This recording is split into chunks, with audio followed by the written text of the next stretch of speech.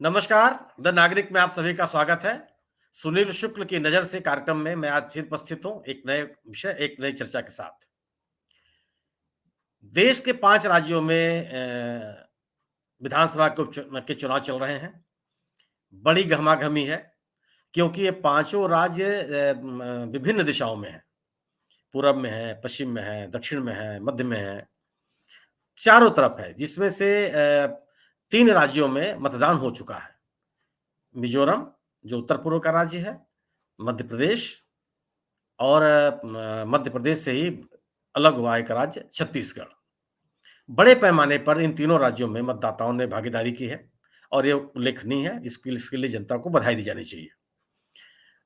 जो जिस तरीके से सत्ता के दावेदार 2 राजनीतिक दलों ने मध्य प्रदेश और छत्तीसगढ़ में अभियान चलाया, खासतौर से भारतीय जनता पार्टी और कांग्रेस ने और अन्य जो पंजीकृत दल है या क्षेत्रीय दल हैं, उन्होंने जो प्रचार अभियान चलाया और लोगों की जागरूकता, इससे लगता है कि बड़े पैमाने पर लोगों ने भागीदारी की। मध्य प्रदेश में एक आंकड़े के अनुसार 66 वर्षों का रिकॉर्ड टूटा है मतदान का। पिछले साल में 2018 के जो विधानसभा का चुनाव हुआ था, उस चुनाव से भी ज़्यादा मतदान हुआ, 76% से अधिक।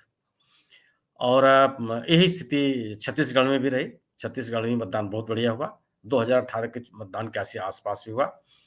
और मिज़ोरम में तो आम तौर पे मतदान बहुत अच्छा होता रहा। वहाँ के उत्तर-पूर्व के राज्यों के लोग मतदान में अच्छी खासी भागीदारी करते हैं, क्योंकि वहाँ के सिविल सोसाइटी का बहुत बड़ा योगदान होता है चुनाव में और वो चुनाव को नियंत्रित भी करते हैं। चुनाव को नियंत्रित करने का आशय प्रचार अभियान को नियंत्रित करते हैं। वह बड़े पैमाने पर फिजूल खर्ची नहीं होने देते, जनजीवन को प्रभावित नहीं होने देते। वह एक वहाँ का सिविल सोसाइटी स्थान निर्धारित करता है, जहाँ पर आकर के उम्मीदवारों को अपनी बात कहनी होती है और लोगों से संवाद कायम करना होता है। इस पहल की वजह से बड़ी-बड़ी रैलियाँ करने या रोड शो करने की तुलना में उम्मीदवारों को व्यक्तिगत रूप से मतदाताओं से मिलने पर ज़्यादा जोर है। और चूँकि जनसंख्या बहुत ज़्यादा नहीं है, तो ये कोशिश की जाती है और ये दबाव रहता है उम्मीदवारों के ऊपर कि वह मतदाताओं से सीधा संपर्क करें। बड़ी-बड़ी रैलियों का वहाँ कोई प्रचलन नहीं है। रोड शोज़ होते हैं, वो भी बहुत विशाल नहीं, लेकिन होते हैं। इस चुनाव में मिज़ो नेशनल फ्रंट और कांग्रेस के नेताओं ने रोड शोज़ निकाले, जिससे बड़ी संख्या में लोगों ने भागीदारी की।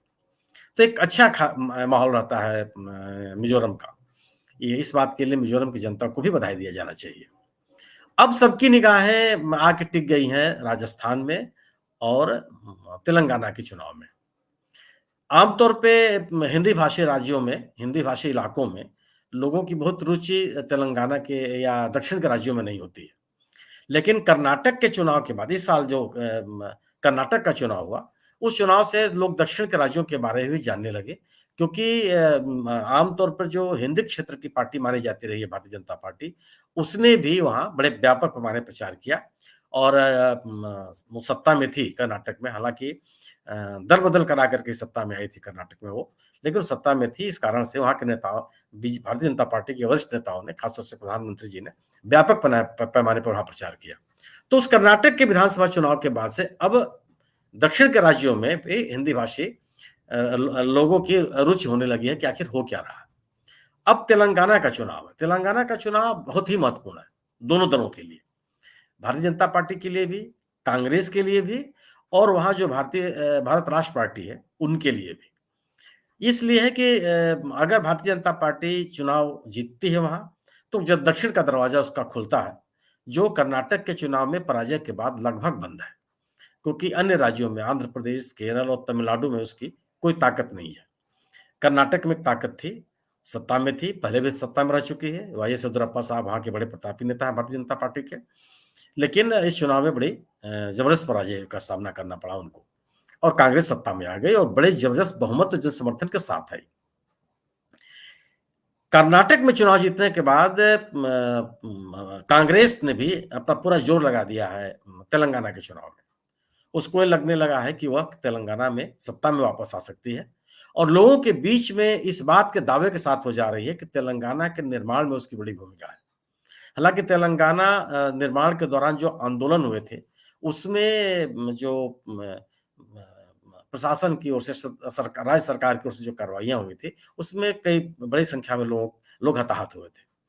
उसको लेकर के लोगों के मन में कांग्रेस के प्रति नाराज़गी भी थी। लेकिन इस इन भी हाल ही में उस तत्कालीन गृह मंत्री और कांग्रेस के वरिष्ठ नेता पी. चिदंबरम ने इसके लिए सार्वजनिक रूप से माफ़ी माँगी कि जो कुछ भी हुआ, जो सरकार का रवैया था, वो उचित नहीं था और उन्होंने खेद व्यक्त किया और क्षमा याचना की तेलंगाना के लोगों से। इसका भी एक असर पड़ा, इस सदाशयता का भी लोगों के ऊपर असर पड़ा है और कांग्रेस ने बड़े पैमाने पर प्रचार अभियान चलाया है। अब जो वहाँ का चुनावी सिनेरियो जो राजनीतिक परिदृश्य उत्पन्न हुआ है, उसमें ये लगा है कि भारतीय जनता पार्टी हाशिए पे चली गई। 2019 के लोकसभा चुनाव के दौरान 4 सीटें जीतने पर ये उम्मीद की जा रही थी कि भारतीय जनता पार्टी एक प्रबल दावेदार होगी विधानसभा के चुनाव में, सत्ता के लिए और बहुत जोर लगाएगी, एक राजनीतिक ताकत के रूप में उभरेगी। बाद में और ताकत मिली जब हैदराबाद बृहत नगर निगम के चुनाव में लगभग 48 सीटें जीत लिया था। माने कांग्रेस से बेहतर प्रदर्शन किया था भारतीय जनता पार्टी ने। उसके बाद भी लोगों को उम्मीद लगी थी कि भारतीय जनता पार्टी की स्थिति बेहतर हो सकती है विधानसभा के चुनाव में भी। लेकिन चुनाव आते-आते भारतीय जनता पार्टी एकदम हाशिए पे चलती चली गई और अब तो ये लगने लगा है कि वो कहीं से भी सत्ता की दावेदार नहीं बची है। उसमें संगठनात्मक कमजोरियां भी आई। उस समय जब पिछला विधानसभा का चुनाव हुआ था 2018 में और उसमें पार्टी को केवल 1 सीट मिली थी और 7% मतदान हुआ था उसका। उसके मत प्रतिशत में तो गिरावट नहीं आई। 2014 के भी चुनाव में उसको 7% से अधिक मत मिले थे और 2018 के भी चुनाव में उसको 7% मत मिले थे। लेकिन 2014 के चुनाव में भारतीय जनता पार्टी ने 5 सीटें जीती थी और एक संख्या 2018 के चुनाव में घट करके केवल 1 रह गई। लेकिन 2019 के लोकसभा के चुनाव में उसने 4 सीटें जीती। तो ये लगने लगा था कि भारतीय जनता पार्टी एक राजनीतिक ताकत के रूप में उभरेगी और संजय बंडी वहाँ के बड़े नेता थे भारतीय जनता पार्टी के और दलित नेता थे। उन्होंने भारतीय जनता पार्टी के अभियान को पूरे राज्य में व्यापक पैमाने पे चलाया और जो उस समय की टीआरएस सरकार थी और अब जो बाद में बीआरएस हो गई, भारत राष्ट्र समिति, उस सरकार के खिलाफ बहुत जबरदस्त अभियान चलाया। भारतीय जनता पार्टी के सिद्धांतों और मुद्दों के अनुसार, जो भारतीय जनता पार्टी की राजनीति करने का अपना तरीका है और एक जन समर्थन भी हासिल किया इन लोगों ने। यहाँ तक कि बीआरएस से असंतुष्ट लोग भारतीय जनता पार्टी की तरफ जाने लगे थे क्योंकि कांग्रेस के पास कोई ताकत नहीं थी। जब हम चर्चा करते हैं कि हैदराबाद बृहत नगर निगम में 48 सीटें जीता था भारतीय जनता पार्टी ने, तो लोगों को आश्चर्य होता है कि हैदराबाद में कैसे ऐसे हो गया।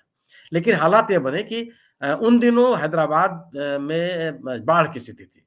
पूरा का पूरा बाढ़ से बुरी तरह प्रभावित था और राज्य सरकार लोगों को बाढ़ में और राहत देने में विफल रही, जिसकी लोग उम्मीद किए बैठे थे।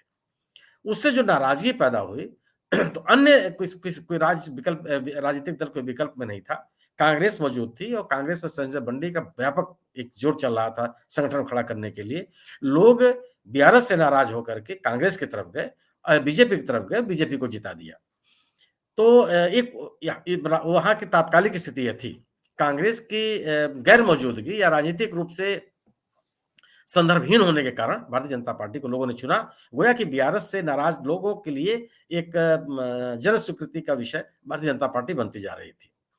लेकिन ये स्थिति बहुत दिनों तक चली नहीं। कांग्रेस ने अपने भारत जोड़ो यात्रा के दौरान तेलंगाना में राहुल गांधी लगभग 18 दिनों का उन्होंने प्रवास किया और व्यापक पैमाने पर लोगों से संपर्क किया और एक बड़ी रैली उन्होंने की हैदराबाद में।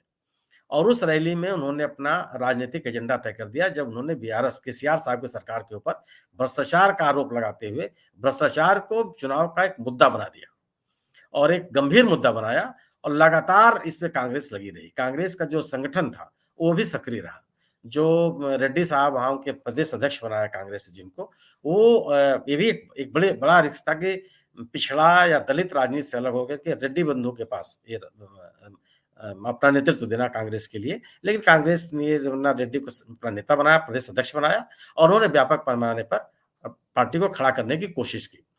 आप को याद होगा कि कर्नाटक का चुनाव खत्म होने के बाद अभी मतगणना भी नहीं हुई थी। प्रियंका गांधी ने तेलंगाना में रैली की जो कर्नाटक से सटे हुए एक जिले में था। खम्मम संभवतः था वो। मुझे जहाँ तक नाम याद आ रहा है, खम्मम में उन्होंने रैली की थी और बड़ी जबरदस्त रैली हुई थी। बड़े पैमाने पर लोगों ने शिरकत किया था। गोया कि कर्नाटक के चुनाव के बाद से ही और कर्नाटक में चुनाव जीतने के बाद कांग्रेस का राजनीतिक मनोबल बहुत बढ़ गया और लगातार वो अपने आप को उसने केंद्रित किया तेलंगाना में और तेलंगाना के बीआरएस सरकार के खिलाफ अभियान चलाया। और जो एंटी इनकम्बेंसी थी वहाँ पे, उसका लाभ उठाया। बीआरएस, भारतीय जनता पार्टी और एआईएम-आईएम इन तीनों को के ऊपर एक साथ या आपस में मिले होने का आरोप लगाया और एक अलग माने बीआरएस से अलग भारतीय जनता पार्टी के खिलाफ और ओवैसी साहब के खिलाफ एक राजनीतिक विकल्प के रूप में लोगों को सामने प्रस्तुत किया अपने आप को। और जो उसकी गारंटियाँ थी, जिसकी चर्चा वो कर्नाटक में चुनाव में कर रही थी, उन गारंटियों को लेकर के वो आई लोगों के बीच में और एक विश्वसनीयता कायम करने की कोशिश की कि जिन गारंटियों की बात हम कह रहे हैं, वो हम कर्नाटक में लागू करके आ रहे हैं। और जब वो अपनी गारंटियों की बात कर रही थी कांग्रेस, उसी समय वह बीआरएस सरकार के खिलाफ अपने आश्वासनों को पूरा न करने का आरोप लगा रही थी कि जो भूमिहीन किसानों को भूमि उपलब्ध कराने की बात थी, अल्पसंख्यक वर्ग के लोगों को सस्ते दरों पर ऋण उपलब्ध कराने की बात थी, रोजगार के मुद्दे को एड्रेस करने का सवाल था, गरीब लोगों को आवास देने के मुद्दे थे और एक बहुत महत्वाकांक्षी जल सिंचाई परियोजना थी, उस परियोजना को पूरा करने की बात थी, जिसमें भ्रष्टाचार के बड़े पैमाने पर आरोप लगे। गोया कि कांग्रेस ने बीआरएस सरकार को घेर लिया अपने राजनीतिक मुद्दों के साथ और बीआरएस के खिलाफ जो एंटी इनकम्बेंसी थी, उसका भी लाभ लिया। भारतीय जनता पार्टी के खिलाफ जो राजनीतिक अभियान जो एंटी इनकम्बेंसी केंद्र सरकार के खिलाफ थी, उसको भी अपने पक्ष में खड़ा किया और बीआरएस और बीजेपी को साथ खड़े होने का आरोप लगा करके बीजेपी से असंतुष्ट लोगों को बीआरएस की तरफ न जाकर के अपनी तरफ आकर्षित करने की कोशिश की और वह अल्पसंख्यकों में वह समुदाय जो एआईएम के साथ नहीं है, ओवैसी साहब की राजनीति से सहमत नहीं है, उनको भी अपनी तरफ आकर्षित करने की कोशिश की। और अल्पसंख्यकों में जो भारतीय जनता पार्टी से नाराज समुदाय था, उसको अपनी तरफ आकर्षित करने का प्रयास किया और अल्पसंख्यक एक तरह से कंसोलिडेट होकर के कांग्रेस की तरफ गए और एक बड़ा व्यापक राजनीतिक अभियान कांग्रेस ने खड़ा कर लिया और आज जो चुनाव के 6 महीने पहले तक जो राजनीतिक सर्वेक्षण ये आ रहे थे कि बीआरएस की सरकार वापस आ सकती है, अभी कोई राजनीतिक चुनौती नहीं है।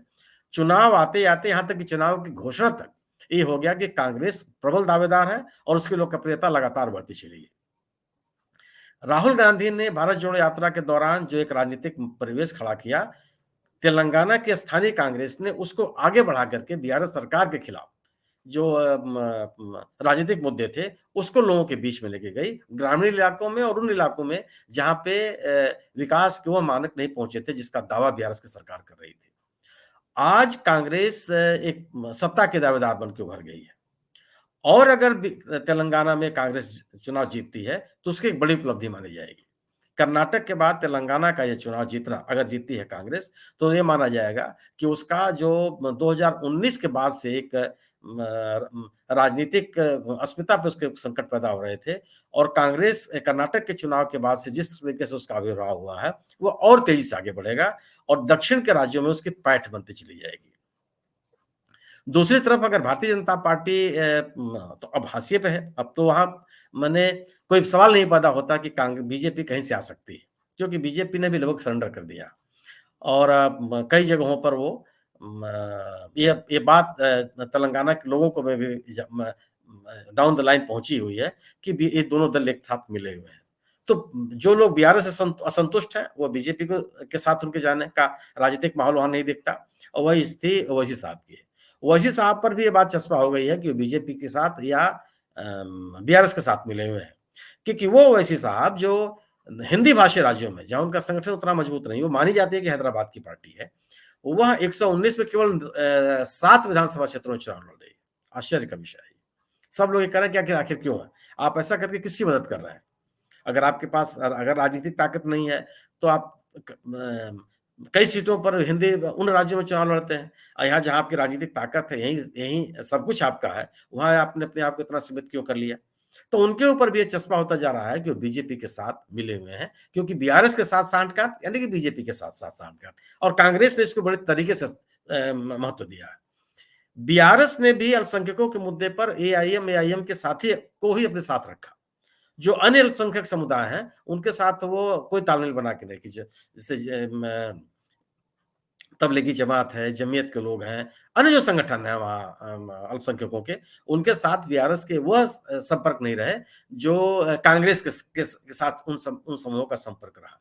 तो उन समूह से जुड़े हुए जो अल्पसंख्यक हैं, वो भी एआईएमआईएम के साथ अपने आप को संबद्ध नहीं कर पा रहे हैं। ऐसे में अल्पसंख्यकों के बीच में एक बड़े पैमाने पर कांग्रेस यह संदेश देने में सफल रही कि वो बीआरएस या भारतीय जनता पार्टी के विकल्प के रूप में आ सकती है और एक बड़ी राजनीतिक ताकत है। इसमें कोई दो राय नहीं है कि बीआरएस की सरकार ने भी अल्पसंख्यकों में बहुत काम किया है। खास तौर से वहाँ छात्रवृत्ति देने में या अल्पसंख्यकों के शादी-विवाह के मौके पर आर्थिक सहायता देने में बहुत बढ़-चढ़ के इसके कार्यक्रम लागू हुए हैं। लेकिन जो एक बहुत बड़ा मुद्दा था जिससे रोजगार सृजन की बात थी और आर्थिक रूप से संपन्न करने की बात थी अल्पसंख्यकों को, वो था कि कम ब्याज के दरों पर उनको आर्थिक सहायता देने की या ऋण उपलब्ध कराने की बात। इसमें वह प्रगति नहीं हुई, उस तरह से कार्रवाई नहीं की गई, जिस तरह से अन्य समाज कल्याण के कार्यक्रमों में सरकार ने योगदान किया।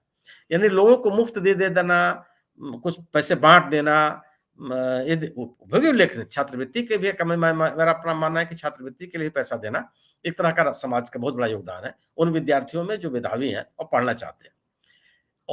लेकिन इसके साथ-साथ अगर ये अल्पसंख्यक समुदाय के उन लोगों को एंटरप्रेन्योर जो शिप में आगे आना चाहते थे, अगर सस्ते दरों पर ऋण उपलब्ध कराने की कोशिश बीआरएस की सरकार करती, तो मुझे लगता है कि जो बेरोज़गारी के सवाल को लेकर के एक माहौल गरम है, उसमें एक राहत मिलती बीआरएस की सरकार को, लेकिन वो हो नहीं पाया। ये कुछ बड़े मुद्दे थे जिससे लोगों के मन में नाराज़गी है और जो 10 सालों तक सत्ता में रहने के बाद तेलंगाना निर्माण का एक जो भावनात्मक लाभ बीआरएस लेती रही है, वो मुझे लगता है कि वो उसका उसका माहौल बनता नहीं दिखता। क्योंकि अब लोग गवर्नेंस पे सवाल उठा रहे हैं। वो ये जानना चाहते हैं कि पिछले 10 सालों में सरकार ने किया क्या? तो उस मुद्दे पर भारतीय जनता पार्टी की तुलना में कांग्रेस ज़्यादा हमलावर है बीआरएस सरकार के लिए और बीआरएस के से सत्ता छीनने के लिए कांग्रेस ने अपनी पूरी ताकत लगा रखी है। यानी कर्नाटक सरकार के खास तौर से जो दलित समुदाय के मंत्री हैं, अल्पसंख्यक समुदाय के मंत्री हैं, प्रभावशाली मंत्री हैं, वो तेलंगाना में लगाया है उन्होंने और एक लोगों को एहसास दिलाने की कोशिश की है कि एक राजनीतिक ताकत के रूप में मौजूद है और सत्ता को लेने की स्थिति में आ रहे हैं वो। तो एक राजनीतिक माहौल कांग्रेस ने खड़ा किया है और आज अगर मतदान के समय अगर कांग्रेस सत्ता में आ जाती है, तो मेरा मानना है कि किसी को आश्चर्य नहीं होना चाहिए। क्योंकि जिस तरीके का राजनीतिक आंदोलन, जिस तरह का राजनीतिक परिवेश कांग्रेस ने तेलंगाना में खड़ा किया है, उस एंटी इनकम्बेंसी के एजेंडे को बीआरएस की सरकार कम नहीं कर पा रही है। वह तमाम मुद्दे उठाने की कोशिश कर रही है और वह मुद्दे उठाने की स्थिति में भी है, क्योंकि उसने उसने भी समाज कल्याण की कई कार्यक्रम कृषि के क्षेत्र में किसानों को राहत देने के लिए बहुत सारे काम किए हैं। जैसे कि अन्य केंद्र सरकार हो, चाहे भारतीय जनता पार्टी के अन्य राज्य हों, वो जो किसानों को जितनी राशि देते हैं, उसकी तुलना में कर्नाटक तेलंगाना में जो किसानों को दिया जा रहा है, वह प्रति एकड़ के हिसाब से लगभग 10,000 रुपए की आर्थिक सहायता। वो एक बहुत महत्वपूर्ण राशि है ये और वह लेकिन इस मामले में कहा जा रहा है कि जो बड़े किसान हैं, उन पे बीआरएस सरकार ने ज़्यादा ध्यान दिया है। इस तरह के आरोप लग रहे हैं और जो छोटे किसान हैं या सीमांत किसान हैं या जो भूमिहीन हैं, उनको उनके ऊपर उतना ध्यान नहीं दिया गया, जिसकी अपेक्षा लोग बीआरएस से या नई सरकार बनने के बाद लोग उम्मीद कर रहे थे। इसमें कोई दो राय नहीं है कि बीआरएस का जो मत प्रतिशत है, जो 2014 में था, उसमें भी कोई कमी नहीं है। 2014 में 47% से अधिक उसको वोट मिले थे और लगभग 63 सीटें मिली थी। 2018 में यह संख्या बढ़ गई और इसकी संख्या सीटों की संख्या 88 हो गई। मत प्रतिशत तो 47 के ही आसपास रहा। तो 2014-2018 के चुनाव में कोई मत प्रतिशत में बीआरएस की गिरावट नहीं हुई। लेकिन भारतीय जनता पार्टी के मत प्रतिशत में लोकसभा के चुनाव में वृद्धि हो गई। तो एक उम्मीद थी लेकिन इस अभियान के दौरान भी प्रधानमंत्री जी अपने चुनाव रैली में उन्होंने कहा कि केसीआर साहब एनडीए में शामिल होना चाहते थे, लेकिन भ्रष्टाचार के उनके आरोपों को देखते हुए उन्होंने इसकी अनुमति नहीं दी क्योंकि कोई भ्रष्ट व्यक्ति उनके साथ आ भी नहीं सकता। यानी उन्होंने सार्वजनिक रूप से इसको ये बात कही कि केसीआर साहब एनडीए का सदस्य बनना चाहते थे।